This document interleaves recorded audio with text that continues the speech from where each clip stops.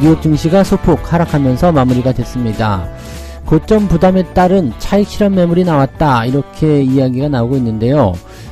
실질적으로 이제 매도 물량이 좀 나오고 있습니다. 엔비디아 같은 경우도 매도를 했다라는 얘기가 있고요. 페이스북 같은 경우도 매도를 했다, 뭐 이런 얘기도 계속 나오고 있죠. 그리고 전체적으로 이제 기술주들의 낙폭이 좀 컸었던 부분이 좀 생겼습니다.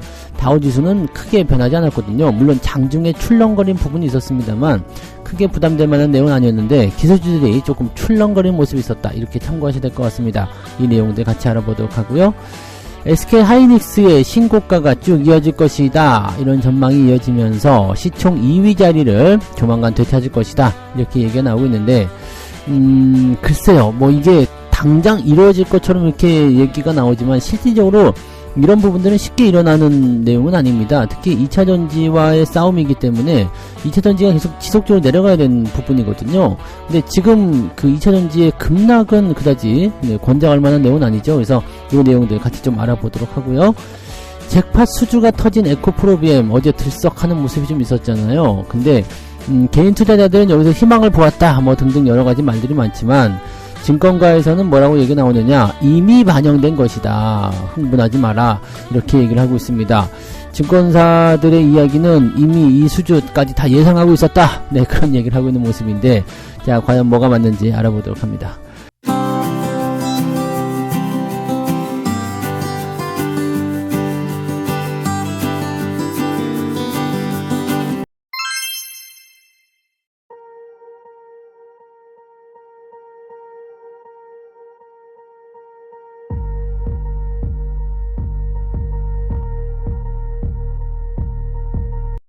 네, 반갑습니다. 자, 오늘은요 12월 5일 화요일입니다. 미국 시장이 이제 조정을 좀 받는 모습이죠. 정고점 근처 항상 매물대가 존재한다는 것을 우리가 알고 있잖아요. 그래서 조정에 대한 가능성 어느 정도 염두에 두고 있었다, 탄력이 조금 줄어들 수도 있다, 등등등 아실 수 있는 내용이긴 합니다. 자, 근데 내용이 거기에 비해서는 굉장히 좋은 편인 것 같습니다. 일단은 다우지수, 나스닥 모두 양봉 마감했어요. 양봉이라는 것은 시초가 대비해서 주가가 좋게 마무리했다는 얘기죠. 재밌는 것은 말이죠, 하락 출발한 이후에 주가가 추가적으로 더 떨어졌었어요. 11시경까지 해가지고요, 더 크게 하락하는 모습이 좀 나타났었는데 그 이후부터 꾸준하게 올라왔고요.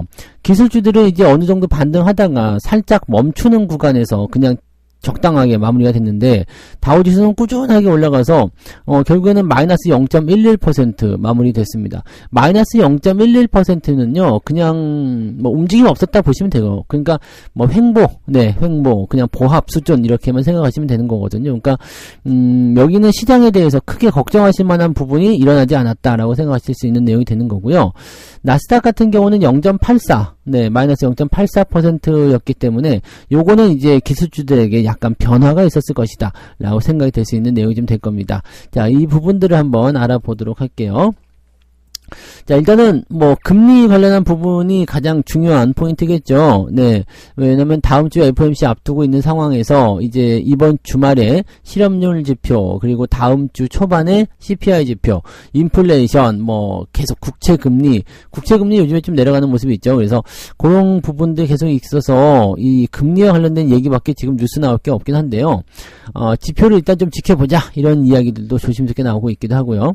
자, 어쨌건 지난주에 이제 파월 의장이 금리 인상이 끝났다고 결론 내리지 말라, 아직은 모른다, 이런 식으로 얘기가 나왔던 부분이 좀 있었는데 오히려 그렇다고 해서 시장이 뭐 겁을 먹거나 그런 모습이 아니고요. 오히려 네가 그렇게 얘기했기 때문에 연준의 금리 인상은 끝났구나, 이렇게 얘기를 하고 있다고 합니다. 파월 네가 그렇게 얘기했어? 하지만 믿지 않죠? 이렇게 얘기를 하고 있는 모습이에요. 그리고 시장은 오히려 연준이 이야기하는 거 그거 그냥 싹 무시해버리고요. 내년 3월부터 금리를 인하할 것이다. 지금 내년 3월에 금리 인하할 가능성을 60% 정도로 보고 있답니다. 근데 이거는 조금 너무 앞서가는 거 아닌가 싶은 생각이 좀 있어요. 바클레이즈는 시장의 금리 인하 기대가 과도하다. 그래서 내년 연준이 금리를 100베이시스 포인트, 100베이시스 포인트도 1%예요. 그러니까 이 정도 내려가는데 그칠 것으로 예상했다. 근데 이것도 어마어마, 이거 이 100 베이시스 포인트, 그러니까 1% 내려가려면요, 0.25씩 쪼개가지고 4번을 내려야 되거든요. 그러니까 내년에 금리 인하를 4번 한다 그러면은, 하반기에만 다 몰아갖고 하기가 좀 애매할 겁니다. 그러니까 상반기에 걸쳐서 해야 될 텐데, 그러면 3월이 아니라 5월이 될 가능성이 높겠죠. 그래서, 상반기 후반부 쪽으로 한 5월 정도에 슬쩍 걸쳐서 갈 가능성이 높다. 이렇게 할 수가 있겠죠. 자, 그럼 이거를 우리가 한번 생각해 보면요. 자, 12월 랠리가 있죠. 그 다음에, 1월 랠리. 기대할 수 있잖아요. 1월달 랠리. 그 다음에 3월에 금리 인하 가능성을 이제 열어놓고 보고 있는데, 이 3월에 FOMC에서 이제 금리를 인하를 한 해, 안 해 가지고 말들이 많을 거예요. 한 해, 안 해 이야기가 많은데, 여기 3월에 금리 인하가 될 가능성은 물론 60% 이상이다라고 볼 수 있지만, 안 될 가능성이 많아 보입니다. 내년 3월부터 금리를 급격하게 내려버린다 그러면 조금 부담이 될 수 있거든요. 물론 이제 뭐 지금 디플레이션이 온다느니 뭐 이런 얘기들이 이상하게 나오고 있지만 그렇다고 하더라도 금리를 그렇게 내리기 어렵고요. 그러면 실망감을 좀 가질 수 있겠죠. 그래서 금리 인하 이번에 안 한다고 실망 그러면은 주가 약간 출렁거릴 수 있어요. 이 추이가 지금 자연스럽게 나올 수 있는 구간이거든요. 지금 11월달 주가 올라온 상황에서 살짝 주춤거리거나 횡보통해서 그 다음에 12월 연말 랠리 기대되잖아요. 1월달 랠리까지. 그리고 나서 어쨌든 조정이 필요한 국면으로 들어가게 되기 때문에 그 시점에서 아마도 약간 변수가 일어나지 않겠느냐 이런 식으로 전망을 해볼 수 있는 내용이 좀 되는 거죠. 네. 증시 악세론에 대한 부분도 조금 나오고 있습니다. 기술적으로는 3,500선까지 추락할 수가 있고 S&P 500이요. 그러다가 다시 이제 상승 포인트는 4,200, 4,500 이렇게 나오고 있다. 뭐 이렇게 되어 있는데 뭐 일단 증시 전망치는 별 의미가 없으니까 그냥 그렇구나 정도 생각하시면 되고요. 이번 주에 나올 경제 지표가 더 둔화세를 보이게 된다면 연준의 금리 인하 기대감은 더 커질 것으로 전망이 되고 있다. 이번 주말에 있을 지표 중에서 가장 중요한 건 실업률입니다. 실업률 지표가 발표가 되면 이게 지금 3.9, 3.9 그러니까 지난번에 3.9 이번에도 3.9다 이렇게 얘기하고 있지만 만약에 이제 4% 이상 넘어가는 실업률이 나오게 된다면 연준의 금리 인상은 끝난 거예요. 네, 뭐 더 이상은 할 수 없는 부분이고요. 그걸 앞서서 이제 인하까지도 갈 수 있다. 더 이상은 위험하다. 이렇게 얘기가 나올 수도 있겠죠. 네. 인플레이션은 더 떨어지겠죠. 유가가 요즘에 계속 빠지고 있잖아요. 유가는 이제 뭐 감산에 대한 어떤 의심, 의심. 실제로 그게 될까? 이런 거. 거기에다가 수요 둔화 이런 것들이 나오면서 지금 유가가 또 1% 정도 빠졌단 말이에요. 그러니까 유가는 또 계속 떨어지고 있어요. 그러니까 이런 상태에 있으면은 이제 일단 CPI 지표도 크게 내렸을 것이다. 뭐 크지 않더라도 일단은 2%대 진입이 가능하지 않겠냐 생각이 들 수 있는 부분이 되겠죠. 그러면은 이런 내용들이 이제 전반적으로 시장에 영향을 주게 되는 거고요. 유가 하락은 당장 이 근원 CPI 같은 데 영향을 주지 않더라도요. 잠정적으로는 길게 봤을 때 전체 어떤 원재료라든지 이런 쪽에 영향을 줄 수 있기 때문에 인플레이션 계속적으로 낮아질 것이라 생각됩니다. 그러니까 결과적으로는 이제 금리가 정상적으로 돌아가는 그런 환경으로 만들어지겠죠. 이미 5% 이상 올라났기 때문에 이거를 저 밑바닥에 떨어뜨리려면 시간은 많이 필요하겠죠. 갑자기 내려도 문제가 되거든요. 그러니까 시간이 좀 많이 하겠지만은 뭐 1, 2년에 걸쳐서 충분히 금리를 내리지 않을까 생각합니다. 그래서 조금 더 빠르게 오히려 금리 인하를 볼 수 있지 않을까 생각해 볼 수 있는 내용이 좀 되겠네요. 네. 자, 기술주도 움직임 잠깐 보시면은요. 중요한 거 이제 테슬라하고 엔비디아만 좀 가지고 왔는데, 이쪽에서 매도 물량이 좀 많이 나온다는 얘기가 있죠. 네. 특히 이제 엔비디아 같은 경우는 이제 경영진들이 올해 들어서 주가가 많이 올라가니까 주식을 대량 매각했다. 1억 8천만 달러. 그러니까 2억 달러라고 보면은 이게 거의 2,500억 건 정도 되는 거죠. 2,500억 정도. 네, 이 정도 주식을 팔아먹고 차익을 실현했다. 이 경영진들이 주식을 팔아먹은 거는요, 대체적으로 보면은, 주가가 오를 만큼 올랐어. 더 안 올라갈 거야. 이렇게 얘기를 하는 경우도 많이 있습니다. 네. 우리나라 같은 경우도 고점에서 주식 팔아먹고 더 이상 못 가는 경우도 많이 있잖아요. 그러니까 그런 부분이 좀 있을 수 있죠. 자, 시장의 예상을 훨씬 상회하는 실적을 발표했음에도 불구하고 주가가 계속 떨어지고 있었던 이유는 뭐냐? 그랬었는데 여기에 대한 명확한 이야기가 나왔던 거죠. 자, 저커버그 즉 페이스북이 아니라 뭐죠? 요즘에 메타, 그죠? 네, 그쪽에서도 저커버그가 주가가 올라가니까 잠잠하다가 이제 주식을 또 대량으로 팔았다 이런 얘기가 나오고 있죠. 그래서 그런 부분들. 그 다음에 테슬라 같은 경우도 지금 주가가 또 1% 넘게 하락했습니다. 중국에서 판매가 부진하다 이런 얘기가 나왔고요. 이 중국 경쟁 업체들에 대한 부분들이 일단은 계속 치고 올라가고 있다는 얘기거든요. 그래서 테슬라가 중국에서 크게 밀리고 있다. 이런 식의 얘기가 나오고 있습니다. 테슬라의 이런 부분들은 어느 정도 예상을 할 수밖에 없었던 내용이죠. 그래서 물론 중국에서 이제 그 인도로 넘어가겠다 이렇게 밝혀놓은 상황이기 때문에 그런 부분들이 좀 나타날 수 있겠습니다만은, 글쎄요, 이제 중국 기업들의 이런 돌풍을 앞세우기 좀 어려울 것 같아 보입니다. 물론 우리나라 입장에서 또는 다른 국가의 입장에서도 마찬가지예요. 뭐 벤츠, BMW 또는 그 외 기타 등등 많은 회사들이 전기차를 만들고 있는 상태에서 테슬라는 자꾸 쪼그라들 수 있는 상태가 될 수밖에 없겠다. 그것을 타개하기 위해서는 뭘 해야 됩니까? 네, 가격 인하를 계속해서 해야 되는 그런 내용들이라서 지금 미국 쪽에서는 뭐 배터리 등등에 대한 이야기 때문에 이 중국 쪽이 못 들어온다라고 하지만 그 외적인 지역에서는 가격 인하를 할 수밖에 없겠죠. 그러니까 미국에서는 전기차가 비싸게 팔리더라도 보조금으로 지원을 받고 다른 곳에서는 보조금 지원을 못 받더라도 그 차량 가격 인하를 통해 가지고 상황이 달라지고 하여튼 그렇게 되겠죠. 그런 내용들이 있다 정도로 보시면 되겠습니다. 그래서 이 기술주 기업들에게 전체적으로 좀 부담감이 좀 있어요. 주가가 좀 대형 대표 기업들이 밀리는 형태도 좀 있고 주가가 많이 올라간 틈을 타 가지고 매도를 하고 있는 사람들도 있고 그렇기 때문에 지금 현재 기술주들의 움직임들은 약간 변수가 생길 수 있다라고 생각하시면 되겠죠. 다만 실적 전망치라든지 기대치들은 아직까지는 변화는 없습니다. 그래서 AI 쪽이요, 반도체 이런 쪽은 아직까지는 변화는 없기 때문에 당장 이런 것들이 영향을 줄 것 같지는 않은데 일단은 기술주가 눌리는 형태에 대한 부분들은 전반적으로 좀 부담스럽게 주가를 크게 끌어올리기 어려운 그런 환경을 계속 만들 것이다 라고 생각하시면 되겠습니다. 자, 두 번째 이야기 보도록 합니다. SK 하이닉스는 신고가를 질주할 것이다. 근데 이 기사가 조금 이상한 게 있어가지고 제가 갖고 왔거든요. 하이닉스의 주가가 지난 11월 이후에 현재까지 12.73% 급등했다. 코스피 상승률을 웃돌고 있다. 하이닉스 상승률 좋았어요. 좋고 장중에 134,600원까지 올라가서 52주 신고가를 경신했었다. 즉 신고가 나왔다가 떨어진 모습이긴 했죠. 그래서 마이너스 1% 정도 빠졌나요? 그래갖고 13만 1,000원 정도 마무리됐었죠.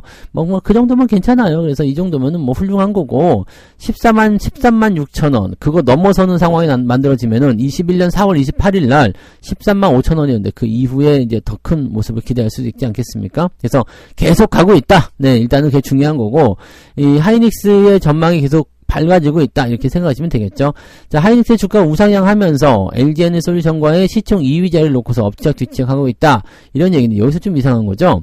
하이닉스의 시총은 95조 4,400억 그 다음에 LG에너솔루션은 100조 원 정도 5조 원 정도 차이가 난다라고 되어 있는데 이 기사가 지금 이런 얘기군요. 옛날에 불과 얼마 전이죠? 지난달이었던가요? 지난달에 이제 주가가 올라가면서 이렇게 시총 차이가 많이 벌어져 있었긴 한데 내려오면서 이제 변화가 좀 생겼다. 그래서 지난달에는 한때 두 회사의 시총 차이가 불과 1조 원까지로 줄어들기도 했다. 장중에는 시총 뒤집어진 적이 있었어요. 하이닉스가 시총이 올라간 것도 있었겠지만은 이제 LG에너솔루션이 내려간 그런 부분도 있었기 때문에 시총이 좀 뒤집어진 적도 있었는데 장중에는 뒤집어졌었는데 이번에는 좀 엎치락하면서 올라갔다라는 얘기가 된 거죠. 자, 하이닉스가 시총 2위를 탈환하는 게 왜 의미가 있냐면요. 지금은 이제 배터리의 이런 움직임들, LG에너솔루션, LG화학, SDI하고 LG화학은 뒤로 밀려나 있기 때문에 큰 의미는 없는데 지금 포스코가 올라와서 지금 위에 딱 자리하고 있는 상황이긴 하잖아요. 근데 반도체가 움직일 때 2차전지가 내려가면 눌려 있어요. 지금 삼성전자 같은 경우는 움직임 자체가 시장과 연동되기 때문에 크게 움직여주지 않는 모습이긴 합니다. 근데 하이닉스 같은 경우는 꼭 그 정도는 아니잖아요. 그래서 주가가 조금 더 탄력적으로 움직일 수도 있는데도 불구하고 지금 배터리 쪽에서 눌러버리게 되면 시장 자체가 눌리기 때문에 하이닉스가 주가가 5% 올라갈 거 3%밖에 못 올라가고 이렇게 나올 수가 있거든요. 그러니까 그런 부분들이 이제 바뀔 수 있다는 얘기죠. 시총 2위로 넘어가게 되면 격주한다 이렇게 봐야 되겠죠. 그 이 배터리가 눌러더라도 시장을 더 끌고 올라갈 수 있는 배경이 반도체 쪽에서 만들어질 수 있다 이렇게 되기 때문에 하이닉스의 시총 2위 탈환은 굉장히 중요한 모습들이고요.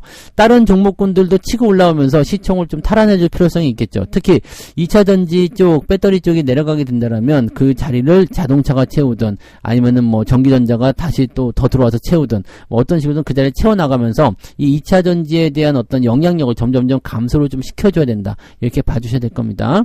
자, 그런데 여기서 이제 조금 이상한 얘기가 나오죠. 네, 하이닉스의 어떤 그 부분들이 이렇게 해가지고, 네, LG 에너지솔루션하고 뭐 얼마 차이가 안 난다. 뭐 이렇게 얘기가 나왔는데, 이 기사는 뭔가 좀 잘못된 것 같아 보이고요. 이거는 뭐, 생각하지 마시고, 이게 중요한 부분은 이거예요. 주목되는 점은 SK 하이닉스를 둘러싼 투자 환경이 우호적이다라는 거죠. 그래서 앞으로 이제 뭐 외국인 순매수가 계속 들어오게 될 것이다라는 얘기고요. 올 하반기에만 하이닉스 주식을 외국인들이 1조 넘게 사들였다. 이게 지금 서로 해칭 걸고 있는 것 같더라고요. 삼성전자 사는 날에는 하이닉스 좀 팔고요. 그 다음에 하이닉스를 사는 날에는 삼성전자 조금 팔고 왔다 갔다 하면서 맞춰주는 모습인 것 같아요. 근데 매도가 나오더라도요, 그렇게 많은 물량이 나오지 않습니다. 많이 사들이는 반면에 매도할 때는 찔끔찔끔 팔면서 그냥 분위기만 내는 것 같거든요. 그러니까 이렇게 되면은 충분히 네, 매집이 계속 이루어지고 있다는 쪽으로 해석할 수밖에 없기 때문에요. 그 흐름들을 보셔야 되는 부분이고요. 앞으로도 이제 그 실적 전망치라는 이런 것들이 좋기 때문에 기대감을 좀 생각할 수 있겠다 보여집니다. 하이닉스가 내년도 매출이 약 40조 넘죠. 그 다음에 영업이익이 10조 원대. 자, 즉 적자에서 흑자로 전환될 것이다인데 적자에서 흑자로 전환되는 부분들이 세게 전환된단 말이에요. 그러니까 이런 것들은 매우 긍정적으로 우리가 해석할 수 있는 내용이 좀 된다 이렇게 보시면 되겠죠. 그러니까 앞으로 이제 이 반도체 업황이라든지 이런 쪽에서 기대감이 계속 생길 수 있는 내용이 좀 되기 때문에 여기에서 이제 하이닉스의 주가 상승은 충분히 가능성이 있을 것이다. 특히 이 HBM 쪽에 주목을 많이 해야 한다라고 되어 있는 겁니다. 그래서 그런 내용들을 꼭 체크해 보실 필요가 있겠습니다. 내년도 일단 내년도 물량은 다 끝났어요. 하이닉스에서는 다 팔아버리고 없습니다. 재고가 없어요. 그래서 지금 어디랑 하고 있느냐? 2025년도 내후년이요. 내후년도에 공급을 목표로 하는 이 HBM 네, 이쪽 개발에 이미 착수해 있고 이제 거기에 대해서 이제 수요에 뭐 이런 수주 이런 부분들을 협상하고 있다 이렇게 보시면 되겠습니다. 그러니까 이 AI에 대한 부분들은 계속 커지는 상태로 가고 있기 때문에 이 부분에 대해서 가장 중요한 거 당장은 이게 경쟁상자 나올 수가 없어요. 그러니까 하이닉스 삼성전자 독주가 적어도 1년 이상은 지속될 수 있다라고 판단할 수가 있겠죠. 야, 지금부터라도 많이 준비를 해 놓으셔야 되는데 매수 포인트가 좀 많이 지나쳐가지고 조금 네 그러시긴 할 것 같긴 한데요. 상황 보면서 또 좋은 자리가 나오게 되면 매수 좀 할 수 있겠죠. 기대감이 좋고 계속 좋다고 생각하더라도요. 주가가 밀리는 경우가 있을 수 있어요. 그럴 때는 차익 매도가 나올 때 우리는 더 담아주시면 되는 거니까 그 타이밍들을 좀 잘 체크하시면 좋을 것 같아요. 자, 그럼 2차전지도 한번 봅시다. 에코프로비엠 44조 원 수주 잭팟이 빵 터지면서 그냥 15% 올랐네요. 15% 올라서 꽝꽝하고 치고 올라갔고요. 지금 이게 삼성 SDI와 43조 원 규모의 2차 전지용 하이니켈 코발트 알루미늄 양극 소재 공급 계약을 체결했다. 이게 5년에 걸친 겁니다. 5년 동안 이 양극재를 이제 삼성 SDI죠. 삼성 SDI에게 이제 납품하게 된다라고 되어 있습니다. 내년 1월부터예요. 내년 1월부터. 근데 이 부분 때문에 이제 뭐 다른 2차 전지 관련주도 다 같이 올라갔어요. 특히 양극재 관련 기업들이 다 같이 올라갔는데 자기들이 수주한 것도 아닌데 우리도 가능성이 있다 해가지고 올라간 거가 되겠죠. 물론 에코프로는 떨어지긴 했습니다만 에코프로 BM은 그래서 굉장히 강하게 올랐고요. 장중에 상한가 가는 거 아니야 이런 생각 들 정도이기도 했습니다. 근데 이렇게 되면은 이제 앞으로 기대감이 더 커지는 거 아니냐 생각될 수 있거든요. 실제로 이번 계약은 에코프로비엠이 설립된 이후에 삼성 SDI와 체결한 첫 장기 공급 계약이다 라고 되어 있거든요. 이렇게 되면서 이제 앞으로의 어떤 그런 물량 흐름이라든지 이런 것들을 구체화시켰다라는 거가 되는 거죠. 자, 이렇게 되면 2차 전지 관련주들 그다음에 이 양극재 상황에 대해서 뭔가 더 기대감이 커지는 건 아니겠습니까? 라고 생각이 될 것 같잖아요. 그죠? 네. 그래서 그렇다면 여기에 대해서 또 집중하고 더 올라가야 되는 거 아닐까? 라고 생각이 될 수 있는 부분이 좀 될 것 같은데 시장은 물론 시장에서는 이제 참여자들은 주가가 올라갔기 때문에 기대감이 있다라고 되어 있는 내용이 되겠지만 증권가에서는 이상하게 보수적이로 냉담적인 이야기를 하고 있습니다. 뭐라고 하고 있느냐? 이번 수주 계약으로 매출 증가에 대한 불확실성을 상당 부분 덜어낸 것은 긍정적이다. 그런데 우리가 예상했었던 기존 매출의 그 캐파 안에서 움직인 것이다. 그건 무슨 얘기냐면 이것까지 다 예상했었다라는 얘기가 되는 거죠. 이것까지 다 예상을 해서 이야기하는 것이다. 이 정도 늘어날 것이다. 설마 우리가 이걸 몰랐겠니? 라는 식으로 얘기를 하고 있는 모습이거든요. 정말 몰랐을 것 같긴 한데 몰랐겠니? 라는 얘기를 하고 있는 거예요. 그러면서 뭐라고 하고 있느냐? 주가에 이미 선반영됐다. 자, 만약에 이 수주에 대한 이 부분들이 추가적으로 플러스 요인으로 작용하지 않는다라면, 주가에 선반영되어 버렸다라면, 그냥 뭐 단기적으로 올라갈 수는 있겠어요. 여기 단기 수급의 증가, 뭐 이런 부분을 통해서 단기 상승이 일어날 수는 있겠습니다만, 이게 연속되지 못하겠죠? 그 다음에, 주가 이미 반영되어 있다면, 여기서 크게 벗어나기 어려운 상태죠. 여기서 뭔가 더 새로운 게 터진다거나, 전혀 예상하지 못했었던 그런 물량들이 더 터져 나온다면 모르겠지만, 그런 게 아니라면, 여기까지 예상했다라고 자기들이 하니까, 만약에 그런 상황이라면, 현재 시점에서 주가는 더 올라가기 어려울 것이다. 장기적 상승은 어려울 것이다. 이런 역으로 나올 수가 있겠네요. 그러니까 주가가 상승할 수 있는 부분이 있을 수 있지만 그런 부분들은 단기간의 상승으로 그칠 가능성이 매우 높다라고 되어 있습니다. 특히 이제 이 유진투자증권이 조금 이제 악성 이야기 하시는 쪽으로 많이 되어 있잖아요. 글로벌 전기차 시장의 성장 속도가 둔화되고 있다. 늘어나고 있는데 성장 속도가 확실히 줄어든 건 맞아요. 물론 이제 규모가 더 크게 성장하기 때문일 수도 있겠습니다만 그런 부분이 좀 있고요. 중국 업체들의 미국 이외 시장의 잠식, 즉 미국에서는 중국을 아주 그냥 딱 끄집어 내려놓고 있는 상태이기 때문에 괜찮긴 한데 전 세계적으로는 중국 기업들이 잠식하고 있다라는 거, 이 부분이 이제 부담스럽다는 얘기죠.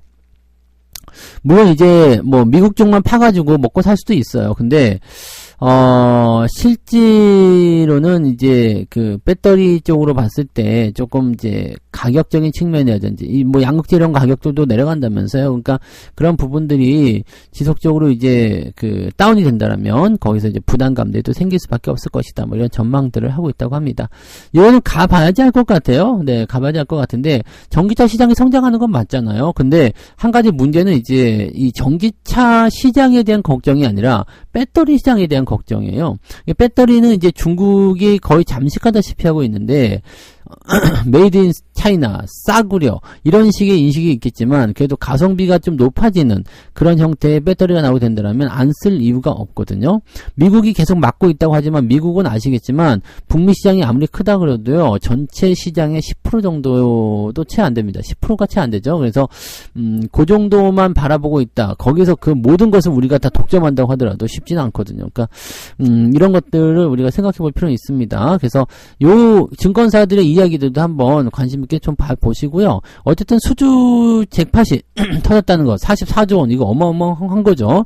다만 이제 우리가 아셔야 되는 것은 5년 할부라고 보시면 됩니다. 5년 할부. 그래서 실제로 실적이 잡히는 부분들은요 5년을 슬라이싱 해가지고요 조금씩 잡히는 부분이기 때문에 극적으로 44조가 매출로 확 들어온다든지 실적으로 들어온다 이런 부분 아닙니다. 그러니까 너무 여기에 열광하지는 않으셔도 된다는 걸 꼭 참고하실 필요는 있겠습니다. 그래서 증권사가 얘기하는 것도 그런 부분일 수도 있겠어요. 그래서 이렇게 수주가 크게 터졌다. 근데 당장 실적은 애매하다. 주가는 많이 올라가 있는데 실적이 왜 이렇게 반영 안 되지? 라고 할 수도 있는 내용이라는 얘기죠. 그러니까 그렇게 됐을 경우에는 주가가 또 변동성을 보일 수 있으니까 거기에 대해서 주의는 좀 하셔야 될 것 같습니다. 참고하시고요. 일단 뭐 이 2차 전지에 대한 흐름은 어떻게 될 것인지는 뭐 각자 공부들 많이 하신 분들이 아시겠죠? 알아서 다 하시고요. 자, 그래서 오늘 세 가지 이야기 전달해 드렸습니다. 미국의 주식 구간들이 고점으로 들어가면서 약간 부담감을 가지고 있다. 차익 실현에 대한 욕구들이 나오고 있다. 실질적으로 기술주들의 차익 실현이 이루어지면서 조금은 부담스러운 게 좀 있다. 뭐 이런 식으로 진행이 되고 있네요. 그래서 그런 내용도 좀 있고요. 우리나라 증시도 영향을 좀 받을 것 같긴 합니다. 기술주들이 좀 변동성을 좀 받으면은 국내 기업들도 약간 좀 주춤거릴 가능성이 있기 때문에 그런 부분을 참고하시고요. SK 하이닉스가 신고가가 쭉 진행되면서 시총 2위 탈환이 가능할 것이라는 전망이 나오는데 이거는 뭐 시간 문제라고 보시면 되겠죠. 그래서 요거는 당장 일어나는 모습은 아니더라도요. 추가적으로 상승할 수 있는 구간들이 연결되면 시총 2위 탈환은 충분히 가능할 거고요. 시장이 그렇게 만들어낼 거라 생각합니다. 그렇게 해야지만이 나중에 이제 지수가 올라갈 때 배터리 종목군들의 영향력에서 좀 벗어나는 모습이 좀 있을 수가 있겠죠. 네. 자, 잭팟 수주가 터진 에코프로비엠.